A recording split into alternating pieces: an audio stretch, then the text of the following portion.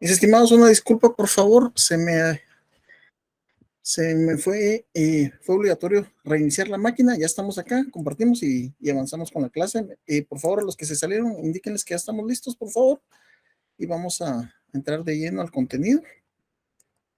Fallos tecnológicos, ya estamos grabando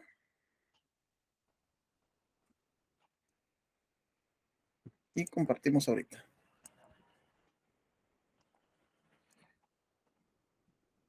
Ok, ahí estamos. Tenemos el siguiente ejercicio para hoy. Ok, José Faustino fue ligado a proceso en la primera declaración por el delito de lesiones culposas. Primera pregunta.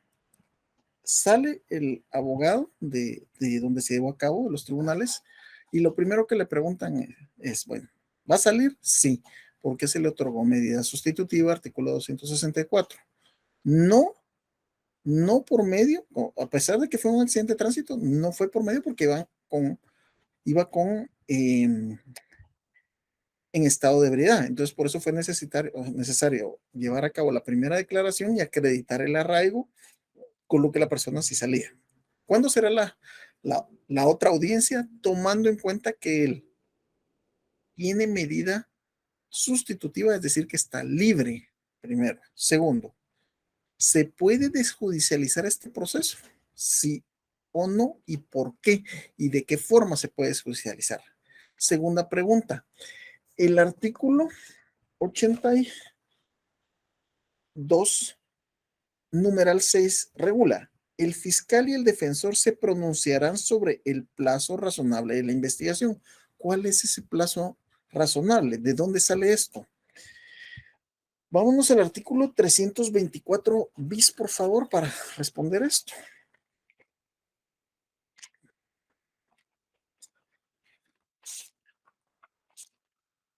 Ok. Artículo primero 323. El procedimiento preparatorio deberá concluir lo antes posible, procediéndose con la celeridad que el caso amerita y deberá practicarse dentro de un plazo de 3 meses. Dentro de un plazo de 3 meses. Sin embargo, nos vamos a ir a el artículo 324 bis. Tenemos primero, segundo, tercero, cuarto párrafo, el cual indica: en el caso de que se haya dictado medida sustitutiva, el plazo máximo, ojo, son plazos máximos, no quiere decir que es exactamente ese, del procedimiento preparatorio durará 6 meses a partir del auto de procesamiento. Y el auto de procesamiento es el que se regula en la primera declaración. ¿Sí? Por favor.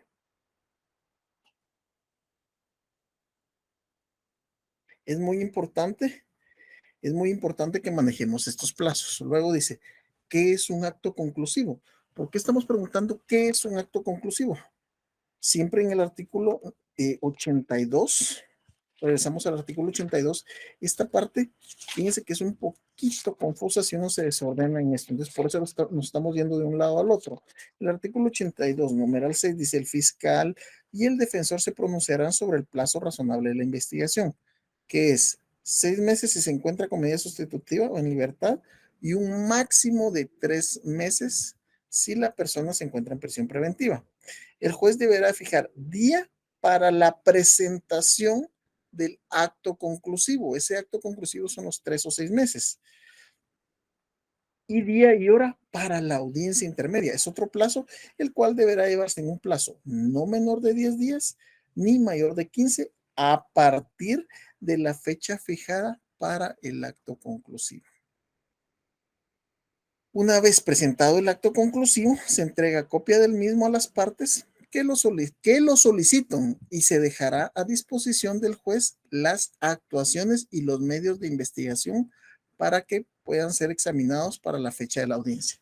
Uno decía, si ya tienen 3 meses para entregar el acto conclusivo, ¿para qué después da no menor de 10 ni más de 15 días? ¿Saben por qué es eso, mis estimados? Voy a chequear si está.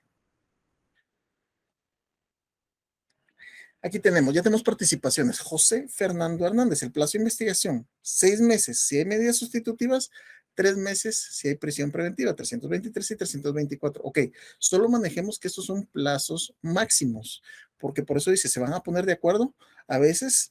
Y vengo yo y dice, 6 meses, no, pongámoslo en 4 meses. Yo quiero que él es inocente, yo quiero que él resuelva su situación jurídica en tiempo, en menos tiempo. Ahora, eso depende, por eso se tienen que poner de acuerdo.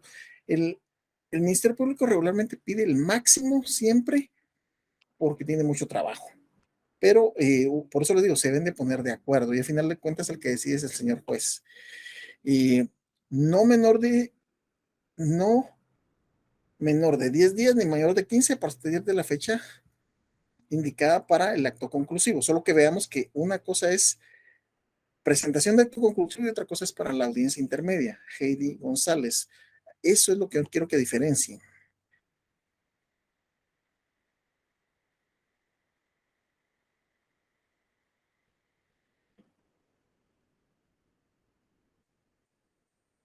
Ok, ahí vamos ya entonces. Eh, me habían dicho si se había caído la red. Digo, no, en el caso mío, yo fui el que reinicié mi máquina, me disculpo, pero ya estamos sobre eso. Y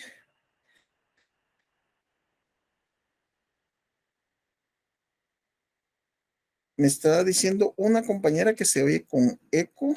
Me dicen ustedes si solo es una persona, me habían dicho que se escucha y se oye bien. Bueno, mis estimados, vamos a empezar el análisis de esto. Etapa intermedia, ¿se recuerdan? Pregunta, ¿cuáles son las etapas del proceso penal? Etapa de investigación, luego etapa intermedia. Después de la etapa intermedia pasamos para el juicio oral o debate y después la ejecución y tenemos las impugnaciones. Las impugnaciones no es una etapa per se, porque impugnaciones podemos tener en la etapa introductoria, en la etapa intermedia, juicio oral y en ejecución. O sea, en las cuatro podemos tener eso, pero esas son las etapas. Ahorita estamos por la segunda etapa, etapa intermedia. Entonces se tiene la presentación del acto conclusivo por la fiscalía. Ahora, la fiscalía viene y va a entregar. ¿Qué es ese acto conclusivo? Es un memorial. Es un memorial que a veces puede tener desde, no sé, 15, 25 páginas hasta miles. Les estoy hablando 5,000 folios, 10,000 folios, 115,000 folios. ¿Por qué? Ya vamos a entender por qué es eso. Y por eso es que se pide no menos de 10 ni más de 15 días para que a uno se lo entregan. ¿Qué pasa si se lo entregan a uno el mero día? Yo he llegado a audiencias intermedias donde ahí me quieren entregar el auto conclusivo. Ok, lo recibo, pero ¿qué es lo que hago? Voy a suspender esa audiencia. Honorable juzgador, solicito se suspenda toda vez que acabo de recibir el acto conclusivo, ya, y tengo que analizarlo para ver de qué lo están acusando, por qué quieren acusarlo y cuáles son los medios de prueba o indicios que quieren para acusarlo. Si, eso es como que llegamos a les diga, mire, la otra semana les voy a hacer un examen, ¿verdad?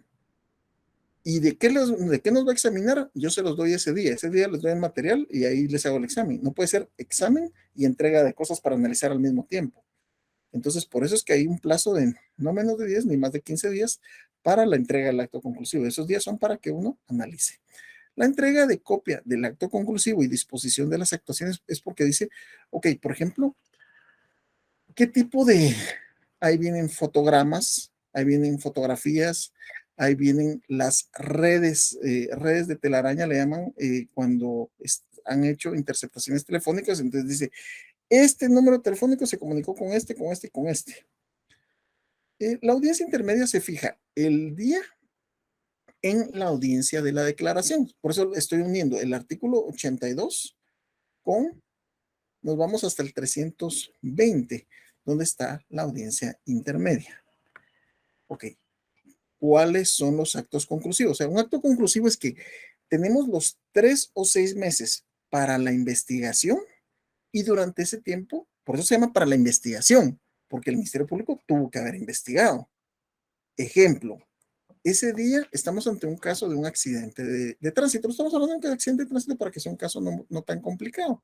Pero entonces eso significa, ustedes, yo les he dicho, ustedes van manejando su vehículo, tienen su licencia al día vigente, van con una velocidad pronunciada, van con su cinturón de seguridad, llegan y tienen que llegar a una esquina y ahí cruzar a la derecha cuando el semáforo les da la vía para entrar a su cuadro. Ustedes van así de lo más tranquilos, cuando de repente, ¡pum!, les golpea una motocicleta en la parte de atrás.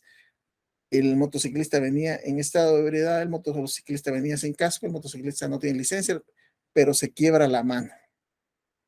¿Qué creen que que va a pasar con ustedes? A ustedes los van a conducir. Y como hasta ahí, ahí los van a ligar a proceso por su posible participación en el delito de lesiones culposas. Fíjense, pues, pero ¿por qué si yo no tuviera culpa? Porque hasta ahí no se ha podido investigar. Hasta después de que uno se fue al hospital y a ustedes se fueron, si estaban con todo bien, se fueron ¿a qué? Se fueron a un proceso, se fueron con salieron por medio de un acta notarial de arresto domiciliario, pero si digamos que no tenían vigente su licencia, entonces tuvieron que entrar a proceso y ahí les dieron medida sustitutiva. Entonces si tienen medida sustitutiva son hasta 6 meses. Durante esos 6 meses va a utilizar, ojo, el Ministerio Público para hacer la investigación de qué, de que si ustedes tienen o no tienen licencia. O sea, es que uno lo cargaba o la cargaba pero no la tenía vigente. La otra persona tenía licencia, sí o no. Si tenían, todas esas investigaciones son las que se hacen después. Para eso es la etapa de investigación. Y por eso se llama eso, como producto de eso se va a entregar a la judicatura un acto conclusivo. Pero ese es uno de los 6 posibles actos conclusivos. Va a ser una acusación por la vía común 324, que es lo que normalmente hace, pero es el abogado, y esto deben de entenderlo, mis estimados. Esto es algo que yo, créanme que salí de la facultad y no lo entendí, por eso es que el inicio es bien complicado y doloroso, porque es el abogado defensor el obligado. Cuando sale de prisión la gente porque estuvo detenida un tiempo y sale con medida sustitutiva, o bien se puede ir a la zona 18, pero tiene que hablar usted con los familiares y con la persona sindicada y le dice, mire, la gente a veces cree que por el hecho de que haya salido con medida sustitutiva, cree que ya está libre y se acabó todo eso. No, a partir de ahí le digo, mire, como pasó 2 nochecitas acá en Carceleta, usted viene conmigo y viene a platicar conmigo cuando está libre, dentro de 2, 3 días. Y acá yo le voy a explicar todo lo que tenemos que hacer. En primer lugar, tengo que llegar al Ministerio Público a solicitar, fíjense, primero me tengo que apersonar que soy su abogado por medio de un memorial firmado por él, para que me den información del caso. Segundo, debo de solicitar que se extraiga el contenido de las cámaras ubicadas en tal o cual lugar. ¿Por qué? Porque hay cámaras de ciertas abarroterías o algo así que los pueden extraer, pero les recuerdo que solo duran 24 o 48 horas. Y si esas cámaras evidencian de que mi cliente estaba en rojo normal y le llegó el otro a pegar imprudentemente, eso se va a ver por esa cámara. Pero eso lo voy a hacer solicitando al Ministerio Público. El Ministerio Público no va a tener ninguna prisa por ir a obtener. O sea, sí lo va a hacer, pero les recuerdo que ¿cuántos casos de eso recibe la Fiscalía Metropolitana? Olvídense. Entonces, después de que se obtiene eso y que ya hay más prueba que desestime la participación de la persona acusada en el hecho delictivo, entonces ella se empieza a analizar una de 2 cosas, o que el Ministerio Público definitivamente cuando llegue ahí va a pedir el sobreseimiento, de acuerdo a los artículos que estamos viendo, o si lo que va a hacer es acusar, pero es el abogado el que se debe de mover para promover todas estas vías, menos la acusación. Lo que menos quiere uno es la acusación. Y hay casos en que ya sabe uno que lo van a acusar. No hay pierde, pero tiene que de todas formas que patalear a ver si puede llegar a alguna medida y que sea menos drástica para el cliente.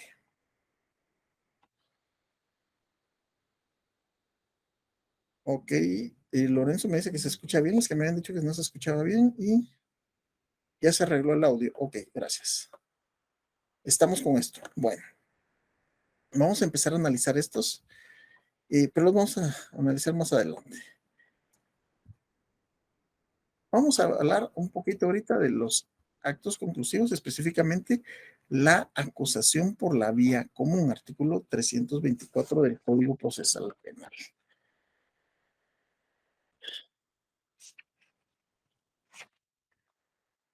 324, conclusión. Por eso se llaman actos conclusivos, porque presentan la conclusión de qué?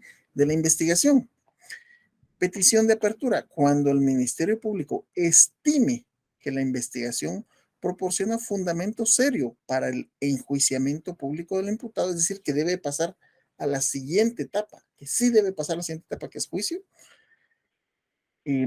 requerirá por escrito, por medio de un memorial, al juez la decisión de apertura a juicio. Con la apertura se formula la acusación. Eso es lo que va a pedir. Entonces, ¿cuándo se presenta la acusación? Para analizar cuándo se presenta la acusación, ¿se recuerdan que dijimos? Puede ser en 3 o 6 meses, pero son plazos máximos, puede ser en menos. Es decir, dice hasta 6 meses, pero puede ser 4, puede ser 5. A veces, dependiendo, hemos jugado con estos tiempos con la fiscalía y por eso es de que el artículo, volvemos al artículo 82, mis estimados.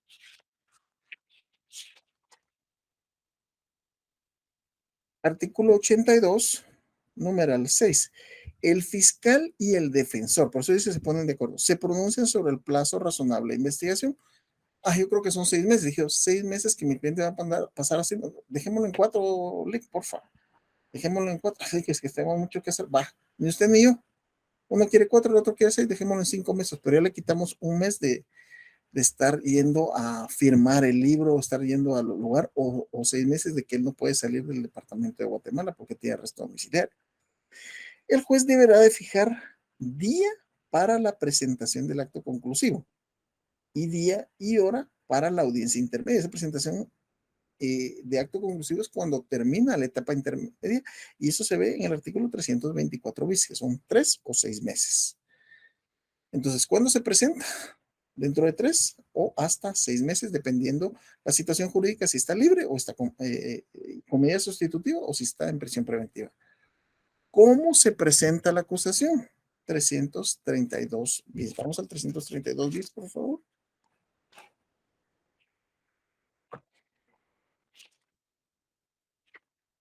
Ok, 332 bis, acusación.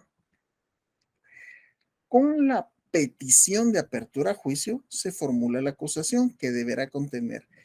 Este artículo contiene cuáles son los requisitos para la presentación de una acusación. Y ahí vamos a enseñarles por qué es importante con esto ir haciendo un checklist de que cumpla o no cumpla con esto.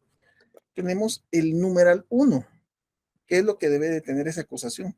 Los datos que sirvan para identificar o individualizar al imputado, nombre de su defensor y la indicación del lugar para notificarles. Normalmente eso va bien, o a veces no lleva bien el nombre.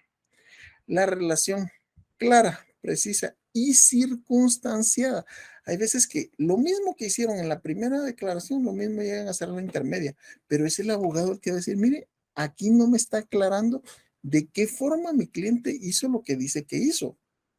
Esas son cosas que usted, abogado, debe de hacer. Yo les doy desde el punto de vista de la defensa, no porque piense que todos van a ser defensores, sino que, como les he dicho, una magistrada nos decía, y no se me olvidó eso, a ustedes los de la defensa, sea defensa pública, defensa particular, les toca bailar con la fea, porque es el que lleva las de perder. La defensa lleva las de perder por muchas situaciones que yo les he ido explicando en eso normalmente, por eso es que se debe preparar más. Luego, los fundamentos resumidos de la imputación con expresión de los medios de investigación utilizados, esa es parte de lo que lleva la acusación. Fundamentos de la imputación con expresión de los medios de investigación acusados. Ahí ya puede decir, mire, aquí tengo yo la copia del video donde dice tal y cual situación, donde dice que él se pasó el rojo, de que fue culpa de este o fue culpa del otro. Y la calificación jurídica del hecho punible, razonándose el hecho que cada uno de los individuos ha cometido, la forma de participación, grado de ejecución y las circunstancias agravantes o atenuantes aplicables. Como número 5, la indicación del tribunal competente para el juicio. Es decir, señor juez, eh, se debe de acompañar al memorial de acusación los elementos de comisión, artículos 332 bis. La respuesta es sí, porque indica el numeral del 332 bis, numeral 3, los fundamentos resumidos de la imputación con la expresión de los medios de investigación o de convicción, como lo dice ahí. Y la otra pregunta es, ¿qué es la acusación alternativa? Para eso nos vamos al artículo 333 del Código Procesal Penal. Vamos a ver si revisamos si no tenemos dudas hasta ahorita. Ahorita no hay nada de dudas. ¿Es que está todo claro o es que todo está muy confuso, mis estimados, que me estoy yendo del 82 al 320? Entonces, en este caso, ¿qué es la acusación alternativa? 333. El Ministerio Público, para el caso de que en el debate no resultaran demostrados todos o alguno de los hechos que fundan su calificación jurídica principal, podrá indicar alternativamente las circunstancias de hecho que permitan encuadrar el comportamiento del imputado en una figura delictiva distinta. Ejemplo, la teoría del caso del Ministerio Público es de que Juan le quitó la vida a Pedro, pero ¿de qué forma le pudo haber quitado? Entonces dijo, lo vamos a acusar por asesinato, pero eso fue en la primera declaración. No tenía mucha información, sabía que uno mató al otro, punto, pero no sabe bajo qué circunstancias. Por ejemplo, ¿se recuerdan que les comenté el caso de la señora que le quitó la vida a su esposo en defensa propia? Entonces, de primeras a primeras, la noticia, recuerdo que decía, mujer le quita la vida, decapita a su esposo, así como son de amarillistas los medios acá. Y todos vienen de una mujer, es que de plano que lo hartó, de plano que la hartó, de plano que algo pasó, ¿verdad? Después, según dicen los medios de comunicación y lo que resolvió el juez, que efectivamente la señora sufría mucho maltrato y como producto de eso se defendió al tratarla de violar, al defenderse ella y también la vida que llevaba en su vientre y por eso le quitó la vida. Finalmente la señora, tengo entendido que tuvo que abandonar su área de residencia para evitarse más conflictos ahí con la comunidad porque ya no la querían. Recordemos que son sectores muy machistas. Entonces dicen, si solo sabe que lo mató, dicen, vamos a acusarlo por asesinato y alternativamente por homicidio. O puede decir, vamos a acusarlo por homicidio y alternativamente por homicidio en estado de emoción violenta. Pero vamos a esperar a tener todo para recabar toda esa información. Esa es la acusación alternativa. Se utiliza si, se dice que, como quien dice, si no se logra demostrar este delito, se demuestra este, pero sí tiene que ser de mayor a menor. O sea, principalmente lo vamos a sindicar del delito de asesinato. No podemos decir homicidio y alternativamente de asesinato. Tiene que ser del de mayor al de menor. No puede decir alternativamente uno superior. Eso no se puede, la ley no lo permite y hay jurisprudencia establecida en relación a ese extremo. Entonces, aquí vemos, entonces la otra situación, que es la acusación alternativa, pues es otra acusación que se puede establecer. Con lo que es la audiencia intermedia, artículo 340. La audiencia intermedia tiene como finalidad discutir la pertinencia del requerimiento fiscal. El requerimiento fiscal es uno de los 6 actos conclusivos. Este es el requerimiento fiscal. Puede pedir la acusación por la vía común, puede pedir la clausura provisional, puede pedir el sobreseimiento, puede pedir un criterio de oportunidad, puede pedir una suspensión condicional de la persecución penal y puede pedir una acusación por la vía del procedimiento abreviado, artículo 464, que yo se las incluí dentro de lo que son las medidas desjudicializadoras.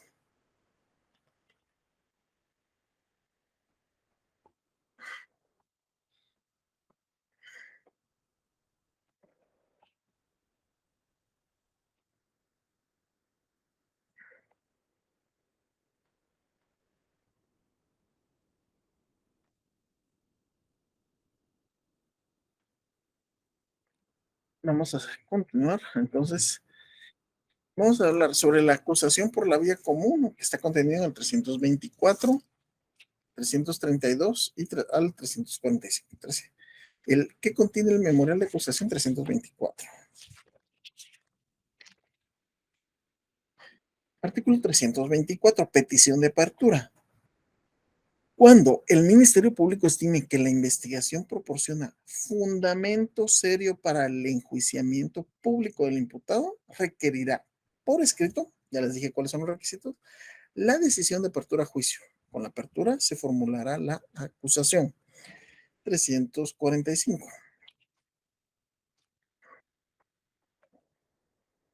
Remisión de actuaciones. Practicadas las notificaciones correspondientes, se remitirán las actuaciones, la documentación y los objetos secuestrados a la sede del tribunal competente para el juicio, poniendo a su disposición los acusados. Ok, ¿se recuerdan que la vez pasada yo les hice la siguiente pregunta? Y para eso era el videito que les iba a poner. Recuerdo que no se me trabe. ¿Se recuerdan que les dije, ok, qué pasa? Porque si hay veces que por el motivo que sean, los señores jueces, pues no quieren dar ese tiempo o da un tiempo que no sirve de nada para obtener los documentos para acreditar el arraigo que desvanezcan los peligros procesales. Pregunto, ¿cuáles son los peligros procesales y dónde están fundamentados? Artículo 262 y 263 Código Procesal Penal, peligro de fuga, peligro de obstaculización a la averiguación de la verdad. Entonces, dentro de estos peligros procesales, podemos establecer que sabemos que nos hizo falta alguno. ¿Se recuerdan también que les comenté del caso de uno de los más buscados, que la persona se asustó y se entregó? Eso es presentación espontánea, pero ¿cómo se demuestra? Entonces la persona, cuando sentí esto, ya lo tenía en la primera declaración, pero no había sido para mí fácil obtener el documento de que él se presentó, porque tenía que entregarlo por medio de un memorial de presentación espontánea con su fundamento de ley firmado y sellado como abogado, pero solo se presentó. Era Vox Populi, es decir, todo el mundo sabía que él se presentó porque había salido en las noticias, pero no puedo ir a poner, mire, aquí está la noticia que se presentó, ese no es un documento, ese no es un documento legal ante el...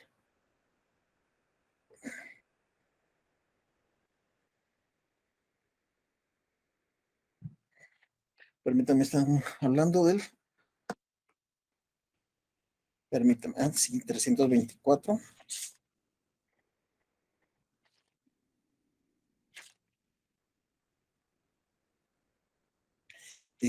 No, no, mi estimado. El 324 está vigente. Petición de... me están diciendo que estaba derogado no es así. No es así. Está el 324, es la petición de apertura. Me están informando. Por acá lo tengo. 324 y este está vigente.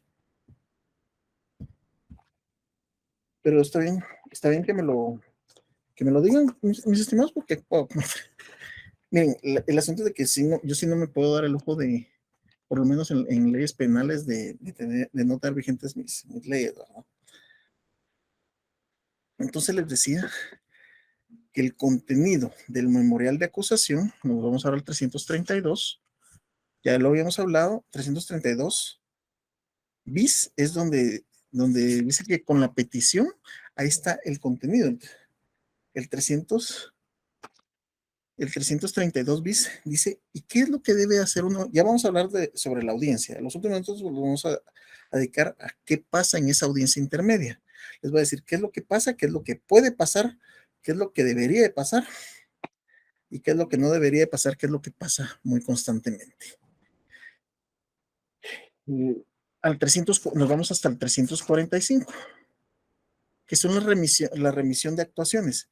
Practicadas las notificaciones, esto se pone ya porque hasta ahí llega la competencia, hasta donde termina la audiencia intermedia. Bueno, termina la audiencia intermedia, después es la audiencia de ofrecimiento de prueba que todavía la lleva a cabo el juzgado de primera instancia penal en actividad de delitos contra el ambiente del departamento que sea juzgado primero, segundo, el número que hay, A cualquiera de estos se hace, pero ¿cuál es el contenido? Que hasta ahí termina la jurisdicción del juzgado de primera instancia penal en la actividad de delitos contra el ambiente, porque de ahí, de acuerdo al 345, lo remiten ¿para dónde?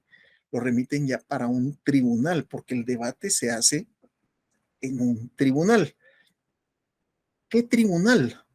Eso lo va a seleccionar, tienen un sistema, y eso se lo dicen a uno en la audiencia intermedia. Digamos que, bueno, el juzgado accedió a una apertura a juicio. Entonces, y ahí debe de indicar a qué tribunal pasa eso. Recordémonos cuáles son los tribunales que pueden haber y cuáles son sus competencias. Artículo 45, ahí es donde empezamos, mis estimados, nos vamos de un lado para el otro, de un lado para el otro. Tribunales competentes. Artículo 43 del Código Procesal Penal. Tenemos juzgados de paz, ya vimos que son juzgados de tránsito. De primera instancia, de 5 delitos, graves, es decir, de 5 años de prisión para arriba. Tenemos los jueces unipersonales de sentencia, lo cual, ¿qué es un juez unipersonal? Es decir, que en un tribunal son tribunales de un juez. Eso es algo que, bueno, no me refiero que solo en Guatemala se da, sino que fue una forma de que hay tribunales donde están los 3 jueces, pero hay causas o delitos que ellos por separado, convirtiéndose en un juzgado unipersonal, ellos toman la decisión. ¿Cuál es la situación acá? ¿Cuál es la situación acá de que lo conozca un tribunal? Que sean 3 personas las que tomen la decisión. ¿Por qué? Mis estimados, los de ustedes que tengan el sueño, y compártanlo acá, y si quieren que no diga su nombre o que diga su sueño, ustedes sus sueños, compártanos con orgullo. Yo soñaba con ser abogado, litigante, defensor penal, y eso es lo que soy, y eso es lo que yo disfruto, y eso es lo que a mucha honra disfruto ser y espero seguir siendo. Si alguno de ustedes sueña con la carrera judicial, es decir, ser juez en cualquiera de las áreas del derecho, pues qué bueno, y luchen por eso y estudien mucho. Pero realmente tener en mí la decisión de que una persona se vaya detenida o sea, que se vaya presa o quede en libertad, eso es algo que a mí no me gustaría tomar la decisión, precisamente porque en la defensa he visto cómo condenan a inocentes y he visto cómo pues se logra absolver de culpa a muchas personas que yo sé que son culpables, ¿verdad? Solo que les recuerdo que ellos gozan conmigo de la confidencialidad, el secreto profesional, ¿verdad? Eso no tiene absolutamente nada que ver. Mis estimados, a los que les aparece el artículo 324 derogado, tengan la bondad de, ahorita en Semana Santa, piérdale el amor a una su picosita y actualice su código penal, porque si no va a tener problemas en su examen, ¿sí? Por favor, ya consulté, no son los únicos que me han dicho, varios me van diciendo eso, pero actualícense, eso es algo que se da mucho, que nuestros códigos o los compramos por ahí en una librería no adecuada, o en una librería que las tiene desde hace mucho, entonces se lo vendo, ya tengo mi código penal, hasta se mira chilerito, pero están desactualizados. Mucho cuidado con eso. Entonces, los que me están diciendo que les aparece así,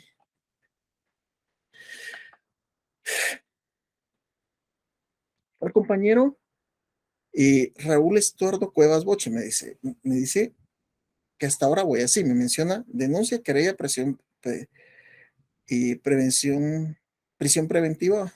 Ok, esos 3 que estás incluyendo ahí se incluyen dentro de lo que son actos introductorios. Entonces, ahí no es que es uno, sino que uno acto introductorio, que es uno de esos 3. De ahí pasamos a la etapa intermedia. Después de la etapa intermedia, eh, entre el 4 y el 5, que estás diciendo, prisión, etapa intermedia y debate oral y público, está la audiencia de ofrecimiento de prueba. Luego dice sentencia, que es la deliberación. Puede haber una sentencia absolutoria o condenatoria.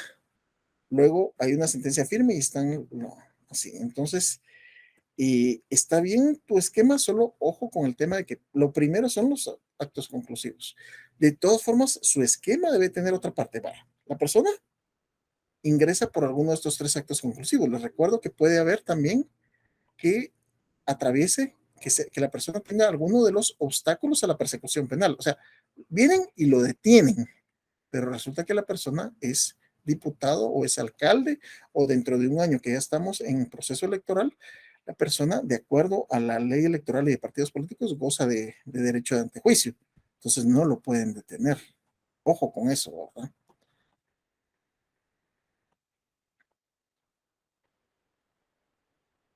Ya estamos claros con el contenido del memorial de acusación. Vamos ahora con la clausura provisional. Fíjense, pues, les voy a hablar una clausura provisional que me cuajó. Cuando les digo me cuajó, o sea, que sí me la aceptaron. eh, Se puso muy molesto la fiscal que iba a cargo porque no pensó que me fuera a cuadrar. ¿Qué fue lo que pasó? Vino la persona, es una persona que trabaja, todavía está trabajando en el Ministerio Público. Tengo entendido que la persona, pues, estaba muy dedicado a su trabajo y, y se ausentaba mucho de su casa. Al parecer, le estoy diciendo lo que a mí me dijeron, porque fueron un par de fiscales que me hablaron para que yo lo ayudara a este trabajador del Ministerio Público para que lo defendiera y me dijeron, mira, la verdad es que él llegó a su casa y encontró a su mujer en pleno acto con otra persona y le preguntó y ella le aceptó, mira, ya no te quiero, yo quiero estar con él y parece que una golpiza a la señora. Lógicamente, violencia contra la mujer en su manifestación física, lo cual implicaba que a él lo iban a ir a detener. Ya sabíamos, entonces dije, si ya sabemos que lo van a ir a detener, ¿qué es lo que hay que hacer? Presentación espontánea para que eso ayude a que ante la primera declaración se demuestra que la persona que no tiene peligro de fuga. Esa es la importancia del peligro de fuga. Y fíjense que por eso es de que no voy a emplear mucho ahí, es porque hay mucha tela que cortar, pero se dieron cuenta que se están dando cuenta que todos dicen que se están ensañando en contra de los ex trabajadores de la CICIG porque la gente se presentó.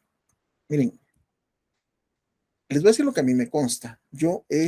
Con un tema de la CICIG, yo presenté a una persona. Miren, yo sé que la están investigando. ¿Y cómo sabe? O sea, hay cosas que son de lógica. Es como una pareja que le diga a su pareja, yo sé que estás enojada. ¿Y por qué sabes que estoy enojada? Ok, hay cosas que no hay necesidad ya se sabe, ¿verdad? Ya sabía que lo están investigando. Y dijo, no, aquí no hay nada en contra de ella, pero lo estoy presentando. Recíbame el memorial de presentación espontánea. No. Fuimos la segunda vez. No. La segunda vez lo presenté. Mire cómo es posible. Es que no, se hicieron los desentendidos, no me la querían recibir. Bajo y en el lobby de la torre de tribunales presentan la orden de aprehensión. Mire, hay una orden de aprehensión en su contra. ¿Y qué era lo que querían? Hacer el show. Ellos mismos traían las cámaras, que fue exactamente lo mismo que le hicieron a muchas personas que han trabajado en la CICIG. Entonces digo yo, no es correcto las venganzas, los juzgados no son para obtener venganza, pero así pasó. Entonces es molesto y realmente la gente algunos están disfrutando que les están haciendo lo que ellos hicieron. Entonces, no les voy a decir que yo disfruto de eso. Pienso que todo debe manejarse de acuerdo a la ley, pero les comento casos que pasaron. Bueno, estamos con la clausura provisional, les contaba del caso de que la persona le dio una golpiza a su mujer. Entonces, pero yo sabía que él había tratado de suicidarse después de eso y que no era primera vez. Entonces, mandé a pedir, o sea, yo suspendí la audiencia porque pedí que le hicieran un examen psiquiátrico y psicológico. El problema es de que ese examen que le hicieron, apercibió el juez al Instituto Nacional de Ciencias Forenses para que le hicieran una evaluación, pero quiero pensar que se le hicieron muy rápido, porque dijo, el sitio por ahí, el otro día estaba viendo aquí entre mis documentos, tengo ese dictamen, el asunto es de que no ha terminado el proceso y tengo que estar quitando el nombre de eso. El asunto es de que esta persona efectivamente tenía un trastorno mental. Sin embargo, se considera que sí puede atravesar el proceso penal. Entonces me dio un gallo ahí, ¿no? O sea, sí, ¿cómo decirles? Sí está con un trastorno mental transitorio, que es el requisito sine qua non para que la persona no frente a un juicio. Porque recordémonos ahora los eximentes de responsabilidad penal, vámonos al código penal, y les voy a decir de qué estoy hablando, son las causas que eximen la responsabilidad penal. Título 3, el primero, causas de inimputabilidad, artículo 23. Esto inicialmente lo que no es imputable el menor de edad, él es menor de edad, no, el mayor de edad. Dos, quien en el momento de la acción o omisión, en el momento de la golpiza, no posea a causa de enfermedad mental, de desarrollo psíquico incompleto o retardo, de trastorno mental o de es un excluyente o de trastorno mental transitorio. Aquí es donde cuando vi que decía tiene un trastorno mental transitorio, yes, con esto se le declara inimputable la capacidad de comprender el carácter ilícito del hecho o de determinarse de acuerdo con esa comprensión. Entonces tenía algo que decía que un dictamen de INASIF que tenía es el trastorno mental transitorio, pero se atrevieron a decir, pero sí puede atravesar el proceso penal. Entonces, bueno, sin embargo, volví a solicitar eso. Entonces, ahí decía que sí. Entonces, llegó a la audiencia intermedia. La audiencia intermedia, todo indicaba que, no se, que me iba a ir muy mal. ¿Por qué? Porque obviamente todas las pruebas eran de que ella estaba muy amoratada, incluso tenía mordido la nariz y lo había golpeado mucho, brutalmente, realmente una golpiza, lo cual me indicaba a mí que este cuate no estaba en sus cabales para hacer eso. La situación es que cuando hice mis alegatos, dijo, mire, aquí pasó esto, esto, esto. Entonces le dije, ya pasaron, había pasado porque no se fue en medio de pandemia, había pasado más de un año, tuvieron más de un año para investigar y lo que hicieron es solicitar abrir a juicio. Pero no hay un elemento de investigación que es el estado de salud mental de él. Y aquí está el documento, donde utilicé el primero que entregaron. El Ministerio Público debió de haber hecho un examen de mayor importancia. Ah, sí, es que lo hicimos, que por pandemia, pero entonces no se hizo. No. Entonces, aquí es donde utilicé yo la figura de solicitar la clausura provisional y para eso nos vamos al artículo 325.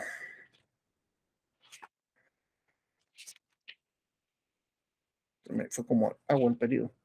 300, 331, perdón. Si no correspondiera sobreseer, o sea, no es posible sobreseer, que lo vamos a ver cuando procede el sobreseimiento, y los elementos de prueba resultaran insuficientes para requerir la apertura a juicio, o sea, aquí me hace falta una prueba para determinar si él debe o no debe afrontar juicio. Se ordenará la clausura provisional por autofundado, que debe de mencionar, y esa es algo que el abogado que solicita esto debe decir.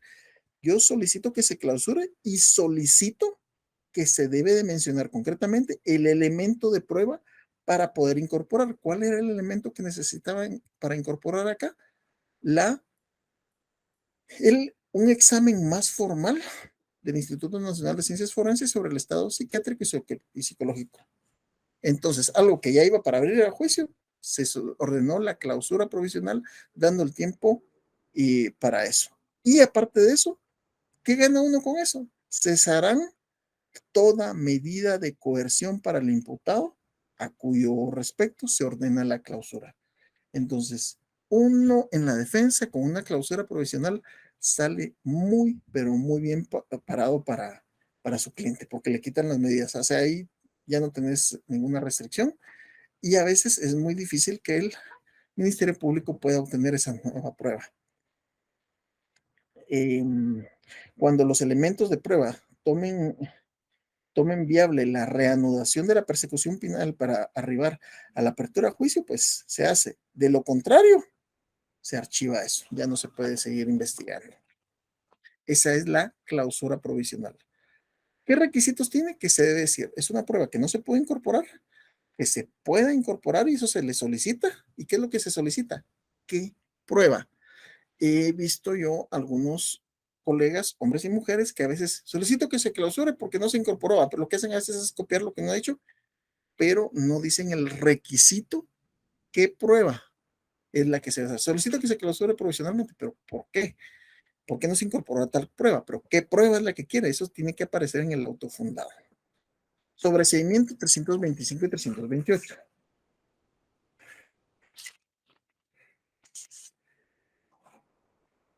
Vamos al 328. Sobreseimiento corresponderá sobreseer en favor de un imputado. Uno, cuando resulte evidente la falta de alguna de las condiciones para la imposición de la pena. Ejemplo, en un accidente de tránsito donde después de que el abogado fue a pedir, se vio en las cámaras que el cuate nada que ver, pues, nada que ver, ¿verdad? Digamos que viene, la persona lo chocaron por una moto, el de la moto iba en estabilidad, el de la moto iba a excesiva velocidad, el de la moto no tenía casco, el de la moto iba imprudente y el otro estaba bien. Entonces llega el, el abogado en su función de, o sea, en función de abogado, pero redactó el acta notarial de arresto domiciliario, la presenta, él no pasa audiencia y se va a su casa, pero después le llega una citación, debe presentarse a qué se va a presentar a primera declaración. Él sabe que va a llegar a una primera declaración, pero en esa primera declaración ya el abogado se movió para que fueran a presentar declaración testimonial de personas que estaban ahí, pero eso los debe, todo eso se debe mover el abogado defensor, mis estimados, dedicarse a la abogacía en la defensa penal no es solo de llegar, cobrar y todo eso. Sí es una parte importante y sí hay que hacerlo y hay que saberlo hacer y cobrar bien. Pero me refiero a que sí requiere ese trabajo de lograr facilitarle la salida a su cliente. Entonces, ahí viene y se le enseñan eso, ven los videos y son tan evidentes, mira, aquí está, aquí se mira la placa de este, aquí se mira la placa, cuando fue, la hora, coincide con la prevención policial, coincide con esto. Entonces, resulta evidente la falta de alguna de las condiciones para la imposición de una pena, salvo que correspondiera proseguir por el procedimiento para decidir exclusivamente sobre la aplicación de una medida de seguridad.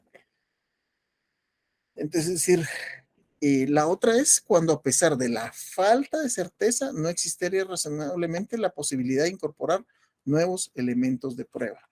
Ejemplo, tuve un caso así, que el único elemento de prueba era la declaración de la persona que estaba acusándolo, era lo último, y resulta que la persona falleció. Falleció por COVID, no crean que falleció por otra cosa. Entonces, ¿qué pasa en ese caso? No se puede incorporar el siguiente caso de prueba.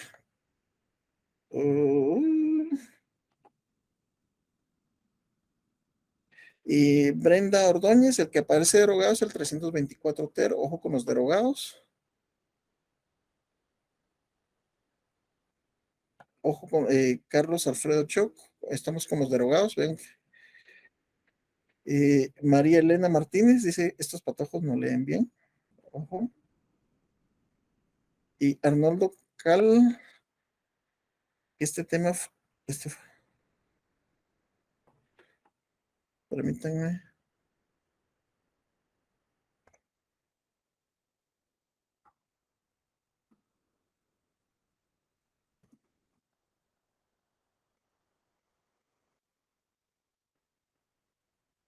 Okay. Estoy viendo los correitos que me están enviando, mis estimados. Betty Patzán, miren la pregunta que me hace Betty Patzán. Dice: ¿hay sentencia para alguien que incumple en irresponsabilidad de manutención? Tu pregunta es un poquito compleja. Vamos a, tengo poco tiempo, mis estimados, pero es un tema penal y es un tema de derecho que estoy obligado a explicarle a la compañera. Yo sé que más de algún otro, sea de la parte de hombre o sea de la parte de mujer. Ok, viene una persona y incumple su obligación de dar pensión alimenticia. Entonces, primero se inicia el juicio oral de fijación de pensión alimenticia. Recordemos que hay tres clases de juicios. Hay tres clases de procesos. procesos de conocimiento, procesos de ejecución y procesos cautelares. Los juicios de conocimiento ordinario, oral y sumario. Juicio oral de fijación de pensión alimenticia para a la señora porque está casada, si no está casada no puede pedir nada, y los hijos están debidamente reconocidos, entonces sí, se interpone y queda una fijación de que le tienen que pasar 1,000 quetzales a razón de 750 para el niño y 250 para la señora. Ok, quedaron 1,000 quetzales. Pasaron 2 años, un ejemplo. Mire, nunca me ha dado. No, ok. 2 años, eso significa que son 24,000. Entonces nos vamos a un juicio ejecutivo en la vía de apremio, que es la forma de coaccionar para que pague. Llega, se presenta el ministro ejecutor a su trabajo, no pagó. Entonces, en el momento que se rehusó a pagar, ahí cometió el delito de negación de asistencia económica, pero no desde el primero. O sea, hay gente que quiere irse a la vía penal y no ha pasado el juicio oral de conocimiento, luego pasa al juicio ejecutivo.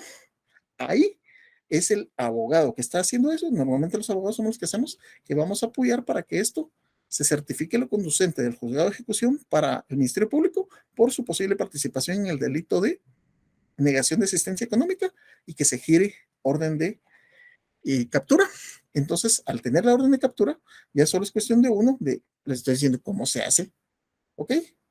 Tiene uno, se aboca uno con policía, sabe que la persona ya tiene su orden de captura, mira por dónde localizarlo y mire, así, con el dedito, señor policía, mire, aquí él tiene orden de captura, lo aprenden y en ese momento la única forma que va a tener para salir esta persona es pagando los 24,000 quetzales. Requisito 1, pagando todo lo que debe.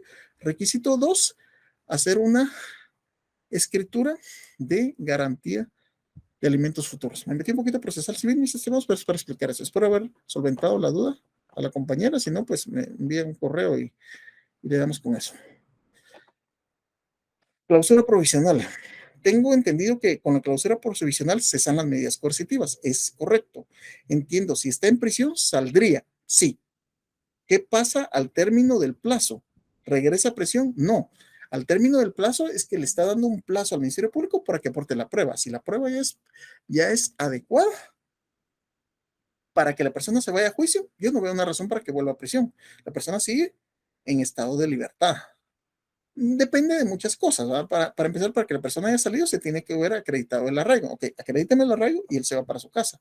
Pero normalmente cuando salen ya no vuelven a entrar, a menos de que esa prueba que uno está buscando, sí sea una prueba que lo incrimine mucho y puede regresar. Pero es muy difícil que pase eso. Normalmente ya no, después de la clausura provisional es algo muy a favor de la defensa.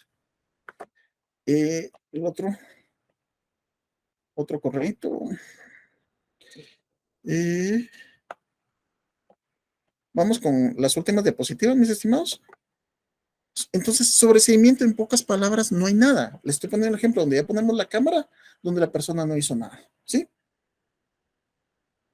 O tal vez a la persona, por ejemplo, resulta que van 2 personas, una iba armada, la otra no, y resulta que solo aparece muerto uno. Y el Ministerio Público quería acusar por homicidio, después se mira en la cámara donde la persona está tratando de forcejear, robarlo, y le dispara. Entonces, pero eso se logró demostrar hasta después. Entonces se decreta, se pide el sobreseimiento, pero debe ser la defensa el que llega al Ministerio Público y presenta memoriales a persona y le evidencia, mire, uno debe de aportarle al Ministerio Público para que ellos investiguen o debe de aportarle la investigación. Uno en el Ministerio Público encuentra desde personas, mis respetos, hasta personas que dejan mucho que decir, igual que en la defensa, ¿verdad? Criterio de oportunidad. Del criterio de oportunidad ya hablamos que se puede solicitar un criterio de oportunidad. Yo lo que les quiero recomendar en este caso es de que abran su mente. ¿Por qué? Porque cuando uno dice, el criterio de oportunidad solo procede contra este tipo de delitos. El otro día tenemos una discusión con unos abogados y decía, no, pues, pero el criterio de oportunidad, o sea, es gente que trabaja en los juzgados, son abogados muy buenos, pero no tienen la experiencia en la práctica. Entonces le digo, yo he pedido varios criterios de oportunidad por portación ilegal de arma de fuego. Entonces, ley de armas, ley de la Dirección General de Armas y de Control de Armas y Municiones indica que lo mínimo por portación ilegal de arma de fuego son 8 años. Entonces no procede el criterio de oportunidad. hay que leer bien la figura del criterio de oportunidad y hay que leer bien la figura de portación ilegal de arma de fuego y sí se puede otorgar. No les voy a decir en todos los casos, pero he sacado muchas personas por portación ilegal de arma de fuego o he llegado a algún otro tipo de medida desjudicializadora. Y hay casos que definitivamente no, pero el simple hecho de les recuerdo que si una persona tiene tenencia pero no tiene licencia y lo agarran afuera, es portación ilegal de arma de fuego y lo mínimo que cae son 8 años. Entonces, delicado con eso. Entonces, aquí está claro eso. Suspensión condicional de la persecución penal, artículo 27 del Código Procesal Penal. Lo vamos a platicar rapidito porque esto ya lo vimos dentro de las medidas desjudicializadoras.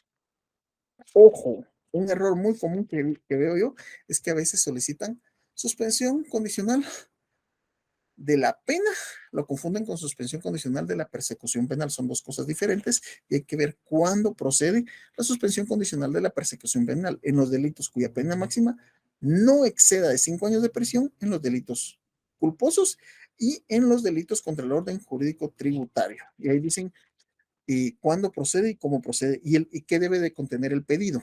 ¿Sí? Ojo con eso.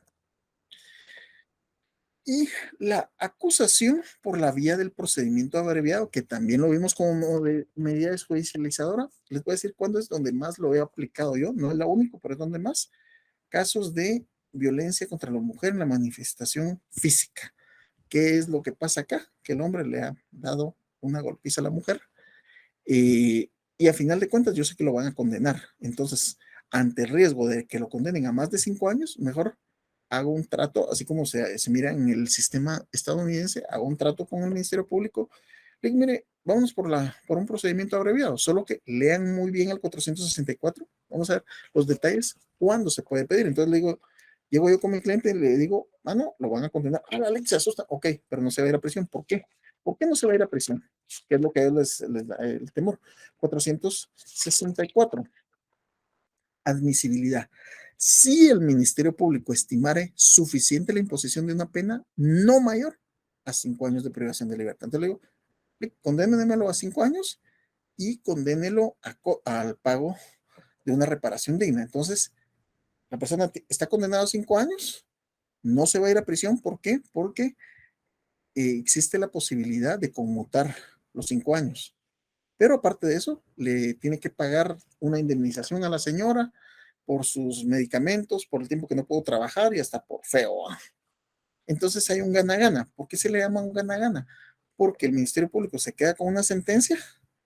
Muchas veces la pobre señora depende económicamente perdón la expresión, del pendejo que le pegó.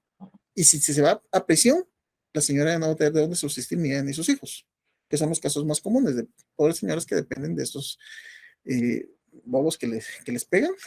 Entonces, si la persona se va a prisión, ¿qué pasa?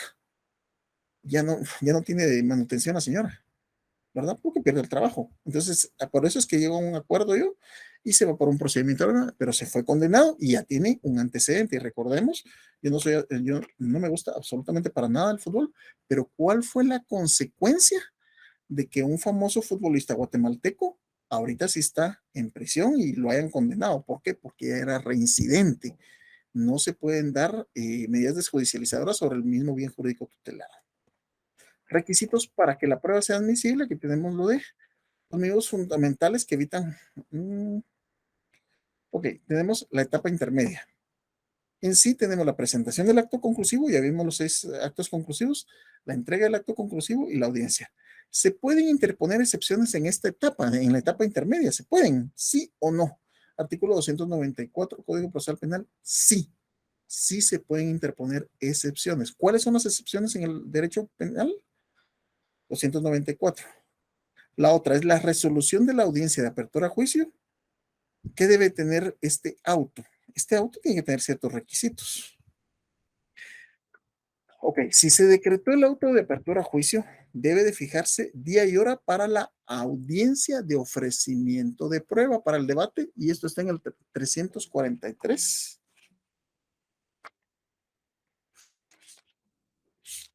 343 del Código Procesal Penal, ofrecimiento de prueba. Al tercer día de declarar la apertura a juicio, se llevará a cabo la audiencia de ofrecimiento de prueba ante el juez de primera instancia, es decir, el mismo que conoció la audiencia intermedia, que controla la investigación. Para el efecto, se le concederá la palabra a la parte acusadora para que proponga sus medios de pruebas, luego lo hace la otra parte. Eso es así se lleva a cabo la audiencia de etapa intermedia, que es otra audiencia. Entonces, como le decía el compañero, y esto es importante saberlo porque también sirve como mecanismos de cobro. Hay sistemas de cobro de honorarios. Hay sistema por audiencia, es el que más utilizo yo, a menos que yo sepa que eh, es un caso muy grande, muy complejo, entonces cobro el caso. Les guste o no les guste, incluye todo. Es difícil cobrar así, pero entonces por eso les digo, se va a cobrar una audiencia intermedia. Después de eso, perdón, audiencia de primera declaración, audiencia intermedia, audiencia de ofrecimiento de prueba, y después nos vamos al debate. Y después, seguramente las impugnaciones. Por eso es importante conocer esto. Y en la etapa intermedia, acusar por orden judicial en base al artículo 326. Se recuerdan que hemos hablado de que cuál es el sistema procesal penal que aplica Guatemala. Decimos que es un sistema mixto porque utiliza el acusatorio, utiliza parte de los dos sistemas que hay, inquisitivo y acusatorio. El artículo 326 del Código Procesal Penal es un resagio del sistema inquisitivo. ¿Por qué? Porque no obstante que a veces, y se ha topado uno con eso y es bien frustrante, orden de acusación, artículo 326. Examinadas las actuaciones, si el juez rechaza el sobreseimiento o la clausura del procedimiento pedido por el Ministerio Público, ordenará que se plantee la acusación. Es decir, que aunque uno ya haya llegado al acuerdo de sobreseer o eso, y el juez indica o cree conveniente que hay que acusar, se acusa por orden judicial y ese es un resabio del sistema inquisitivo, porque aquí el juez no debería, pero puede, no debería de poder, no obstante, él considera que sí, pero si el órgano investigador que tiene su función de acusar está diciendo que no, entonces, ¿por qué va a hacer el juez esta facultad? Pero es algo de lo que manejamos acá. Mis estimados, me disculpo, me atrasé un poquito por el problema técnico que tuve con la máquina, pero voy a buscar la forma de esquematizarles esto. Vamos a ver dudas rapiditas.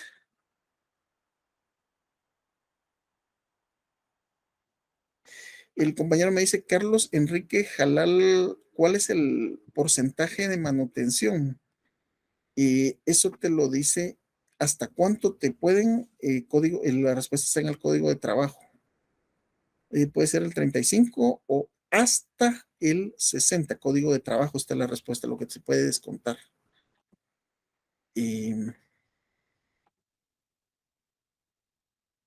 Carlos Choc, ¿el sobreseimiento cierra definitivamente un proceso o siempre es provisional? No, ese sí lo cierra definitivamente.